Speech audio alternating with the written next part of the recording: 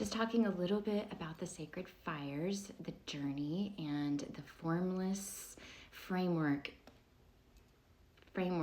that it provides. The reason why it's formless is because your identity, there isn't one.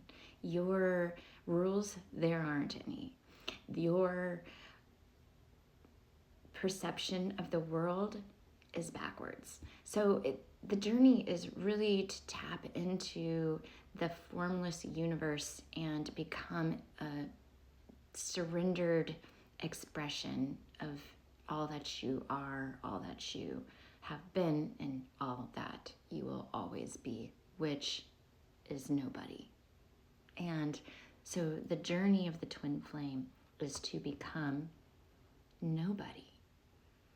Because in becoming nobody, you become somebody within the nobody, something within the nothing, evading all time and space. So now you're undefined, mysterious, open. You've shedded everything. There isn't anything that can trigger you anymore. You've walked every sacred fire you could possibly walk. Remember, the sacred fire is when the sacred fire is the scoldering need, like something, trigger. The trigger is the sacred fire. And if you respond to the trigger, that is, then you have to start all over. So that's why when you're in the when you're in the triggering state, when you're experiencing the sacred fire and it's scoldering you and burning you, and you just, in your inner being, you just have to, you gotta say it, you gotta do it. You can't not. That's when you don't. It's on the other side of that potent fire where you find clarity and balance and the realization that all that you thought that you needed in that fire was an illusion. It's like eating, You fast, you don't eat. Your body doesn't require food. It's just what you've been told and how you've trained your body to thrive. You don't need that. You don't need this. You don't need anything. Like everything outside of you is an absolute placebo. And, I have a tarot deck, but I don't need the tarot deck to receive the revelations and the downloads. Everything is within me. And the tarot deck is just a form of communication that I can choose to use or not use.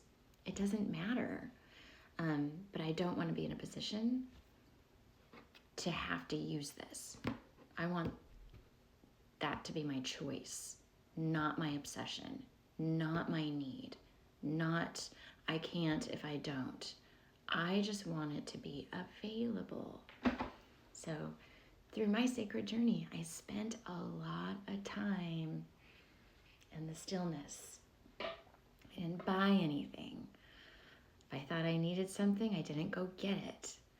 I just allowed, and before I knew it, everything that I wanted was just being delivered to my front door. People were giving me things. One time I decided I wouldn't eat unless somebody offered me food. Food was being offered from every direction. I was being invited to lunch.